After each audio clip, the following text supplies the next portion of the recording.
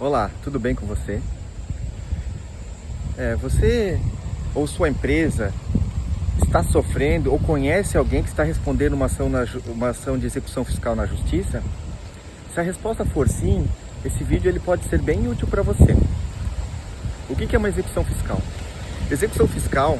é a cobrança que o ente federativo, seja o município, o estado ou a União, ele promove contra uma dívida que não foi paga a seu tempo. Essa dívida ela é inscrita ela é feita formalizada por intermédio de uma certidão de dívida ativa, geralmente decorrente de dívida tributária, né, por falta de pagamento de impostos ou de taxas a seu tempo,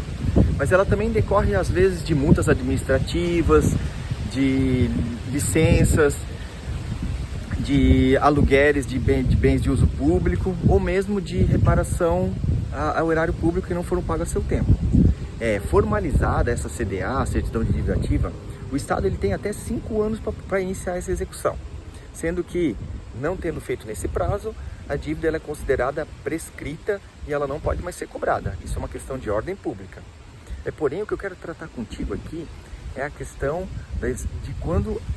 já existe execução fiscal, aquela que já foi proposta pelo Estado,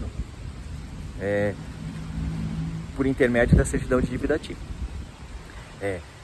Não sendo encontrado devedor, ou mesmo ele sendo citado e não sendo encontrado bens penhoráveis, o juiz, de pronto, ele deve suspender essa execução, que ela ficará suspensa pelo prazo máximo de 1 ano, sendo que não sendo encontrado bens ou mesmo devedor, passado 1 ano, o juiz automaticamente ele deve arquivar este processo, sendo que a partir do arquivamento inicia-se o prazo da prescrição intercorrente. O prazo da prescrição intercorrente, ele é o mesmo prazo para o início da execução, ou seja, de 5 anos. Porém, muitas vezes, na maioria das vezes, esse comando judicial não ocorre. O devedor não é encontrado, ou mesmo ele sendo encontrado, não é encontrado bens penhoráveis, o processo ele fica tramitando sem que tenha sido dado aquele comando judicial. Porém, essa questão ela já foi decidida pela STJ, pela STF, que a prescrição intercorrente ela inicia a contagem independente do comando do juiz dando o despacho formal de suspendendo a execução e depois do arquive-se para que seja iniciado a contagem do prazo prescricional. E eu chamo a tua atenção porque não é porque o juiz faz por maldade,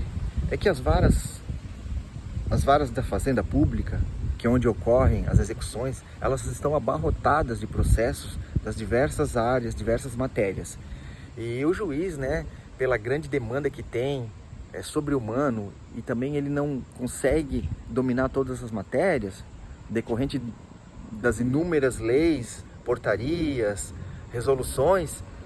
ele, por desconhecimento mesmo, ele acaba não dando esse comando e os processos ficam tramitando por anos, causando graves prejuízos ao erário público, que poderia se debruçar sobre outras questões e mantém nos seus escaninhos essas execuções, e também causando prejuízo ao cidadão e às empresas, que continuam tendo um processo de execução contra si, mesmo já não tendo motivo, porque o processo já foi extinto pela prescrição, deveria ser extinto pela prescrição.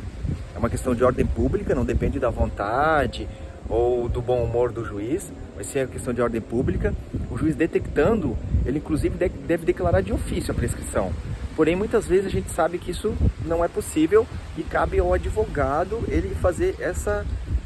provocação ao Estado juiz. É mostrar essa nulidade que está tendo no processo, essa questão de ordem pública, que o juiz ele vai declarar essa prescrição intercorrente, sendo detectada que realmente o processo não teria mais o porquê existir. E com isso vai diminuir muito o número de processos, que existem milhares de processos que estão prescritos, tramitando na justiça. Porém, como eu já te disse, não é por maldade do juiz, mas muitas vezes por volume de trabalho, ou às vezes por falta de conhecimento específico desse dispositivo, o processo acaba ficando tramitando por anos, sendo que ele já poderia ter sido retirado dos escaninhos